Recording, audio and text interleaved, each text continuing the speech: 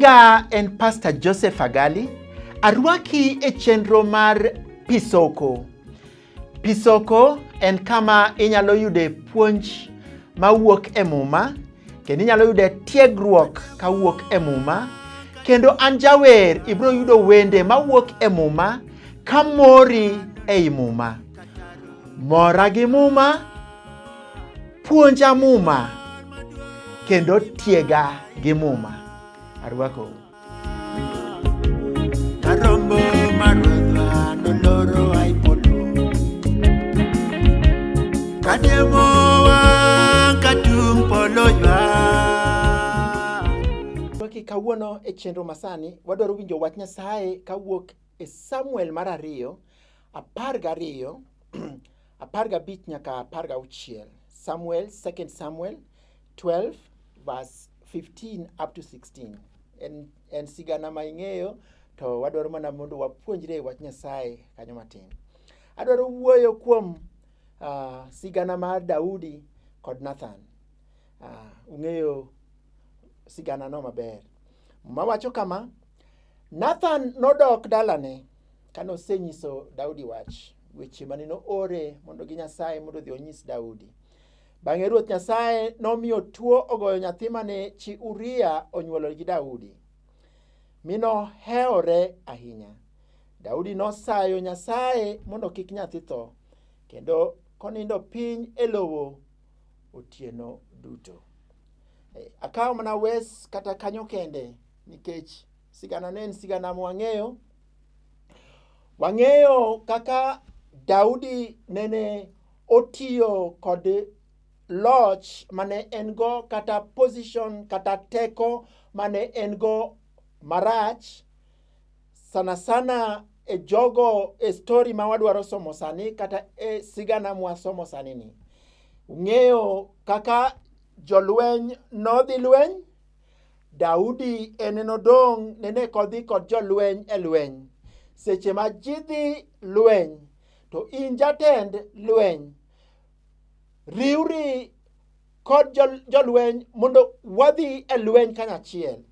Daudi nodong' ok nodhi e lweny, kendo kano sedong' e lweny moko dhi e lweny, neno e wi Jerusalem kama nodake kanyo, ode ne en Jerusalem kano nodake kanyo, kendo kano wuotho e ang'ich welo, seche manene owuotho to oneno chi Uria Bethsheba kaluokore. Bang'e to pache akia nang'o mane obede. Ung'eyo gima notimore. Nene ooro askeche mondo odhi oluong mamano. Mamano kano biro, wakia gima notimore, to muma wacho ni nene giriwre karachiel. Bang'e kinde matin, mamano nene onyise ni opek. Bang'e Daudi nene dwaro mondo oum gigo kik fwenyore, nikech nene ong'eyo ni constitution masano nene wacho ang'o kuom ng'ano motimo kamano. Nong'eyo ni muma ne wacho nang'o kuom gino ng'amo timo kamano. Daudi nene koro chako nodwaro umo mondo kik ng'ere. Ting'eyo ni kawaumo to Nyasaye elo. Kawaumo to Nyasaye elo. Kawaumo to Nyasaye elo. To kawaelo to Nyasaye mor nikech onyalo konyo chunywa. Kawaelo to Nyasaye resowa. To kawaumo to Nyasaye biro umo kendo biro miyo wich kuot, wabedo go wich kuot maduong'. Mano wamiyo ok onego wabed ni waumo, onego bed ni wawuoya kendo waela gigo monego bed ni waelo, wabed adani waelo, nikech Daudi ne oumo mondo richo kik nen, to richo nene en richo mok nyal umo. Bang'e Daudi ne oluongo Uria ka owuok kama nodhi e lweny, kendo Daudi notemo yo matek kaka onyalo dhi e ode mondo wach ni kara nyodhi e ode momiyo ich oyudore. Uria ne notamore mano nikech noluoro Nyasaye, kendo noluoro tich manene en go. Makinyne kata obedo ni Daudi ne nomiye kong'o kamano mondo omer mondo wiye owil go odhi e ode, gima notimore ni Uria okinyi mang'ich, Uria nene Daudi oyudo mane dhora kae kanyo, kendo bang'e to Daudi oikore, kendo neno oduoko Uria nodok e lweny. To ka Uria nodok e lweny, nonyiso jatend lweny ni mondo o make sure kata oneni Uria oket mbele e sa lweny mondo Uria oneg. Uria notho e lweny. Bang'e Daudi nokawo Bathsheba kendo nokawe kaka chiege. Nyathi manomak ichne, mane story ma muma wachonwa kama, nyathino ne nobedo matuo ahinya. Bang'e Daudi nochako lemo. Kanye madwaro nwa puonjre wach. Wach mokwongo en ni ok wanyal hepo richo, ok wanyal bedo jogo ma waumo richo. Kata kwa umo richo, Nyasaye biro elo. Mar ariyo, gima wapuonjre kanyo en ni whatever we do, gimoro amora mwatimo has consequences. To nego wabed ni warito consequence. Ka itimo marach, kibedo corrupt, kibedo gimonego be ineno in corrupt, oseyud ni in corrupt, oseyud ni in jachode, oseyud ni in jakuo, oseyud ni kamane kaka in, please wait for consequences. Morito jochode, morito jokuoe, morito joricho, morito jonek. Have a positive waiting. Inyalo lemo kaka Daudi nochako lemo, kendo Daudi nokwayo Nyasaye mondo nyathini ngimane kik rum nikech nyathini ne tuo ahinya. To kata kamano nyathino nene otho. Because when we sin, my friends, seche mwatimo richo, richo affects a lot of people. Nyathini en onge makosa manotimo. To kata kamano ene mani notuo, akian wiye ne bare, akian iye ne kaye, akian ang'emne jachien no, nikech richo moko, tuoche mokikelo gi jochiende, mokikelo gricho, richo mane ji ariyo timo, obiro sando nyathi. That is how extensive sin goes. Richo affects a lot of people. Inyalo weyo ne en gima tin, to kara en gima duong'. Onyalo affect generation gi generation kod generation. To mane momiyo msach gima wanyalo timo kod richo en mana confessing our sins. Wanyalo kwayo Nyasaye, Ruoth wenwa, Ruoth kechwa. To Jehova Nyasaye biro kechowa.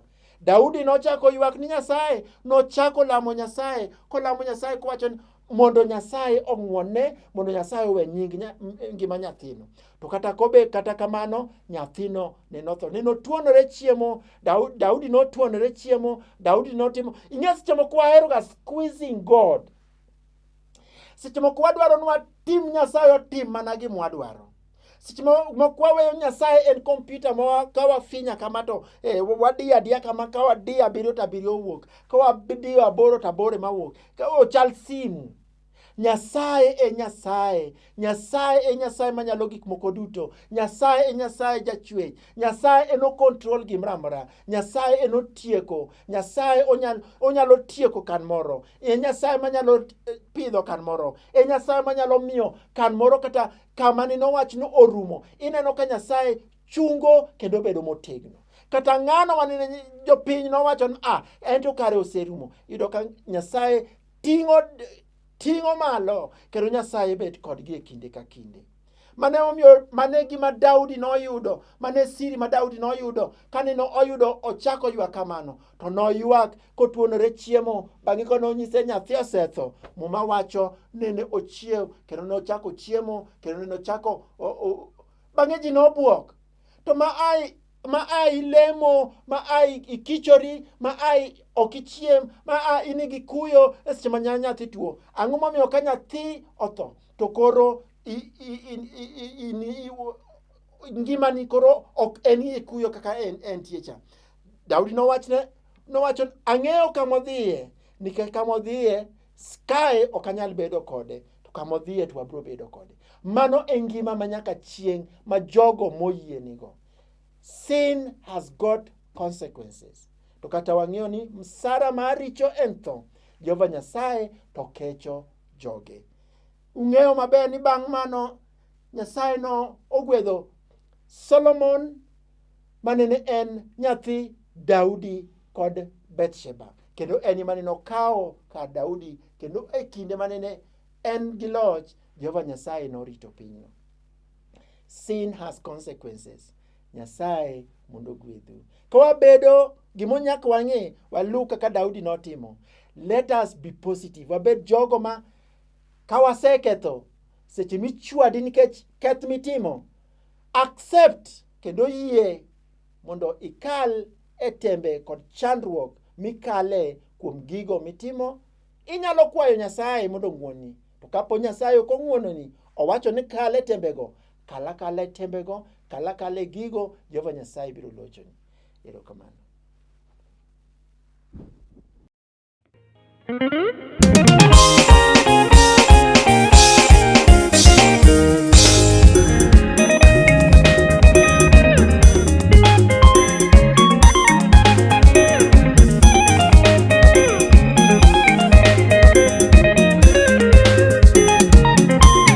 Mwanzo Mungu aliumba mbingu, ulimwengu aliumba Mwenyezi, nuru na giza Bwana Mungu aliumba, Hawa na Adamu Mungu wetu aliumba. Hapo mwanzo Mungu aliumba mbingu, ulimwengu aliumba Mwenyezi, nuru na giza Bwana Mungu aliumba, Hawa na Adamu Mungu wetu. Mungu Baba, Mungu Mwana na Roho Mtakatifu.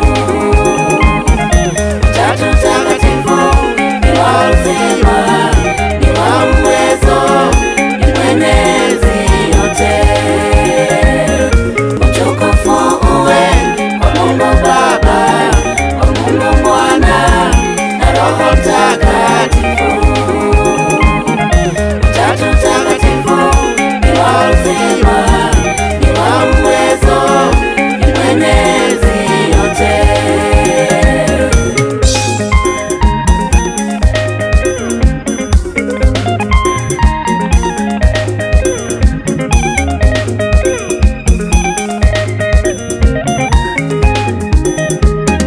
Bwana Mungu aliagiza Adamu, kila mti wa shamba waweza kula, kila mti huo wa uzuri na ubaya, Adamu usile, ukikula utakufa.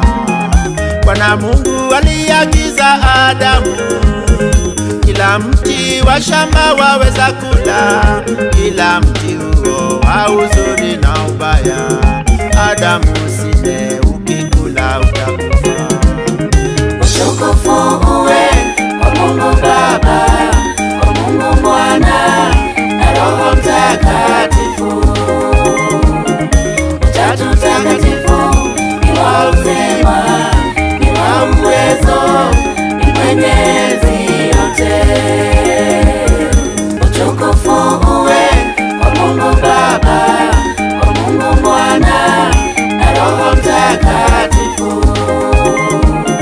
Utatu Mtakatifu ni wa uzima, ni wa uwezo, ni mwenyezi yote.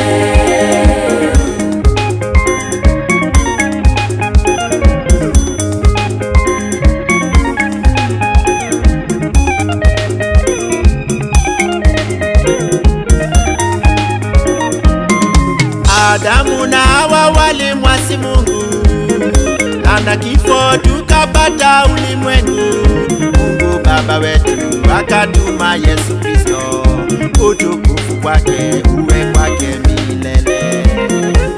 Adamu na Hawa walimwasi Mungu, na kifo tukapata duniani.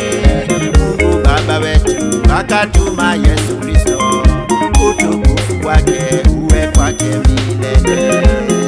Utukufu uwe kwa Mungu Baba, kwa Mungu Mwana na Roho Mtakatifu.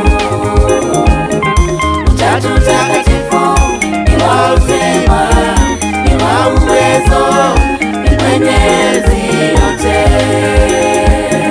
Utukufu uwe kwa Mungu Baba, kwa Mungu Mwana na Roho Mtakatifu.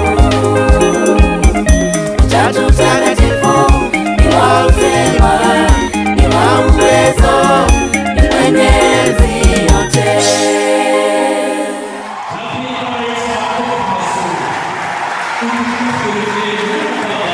Kuom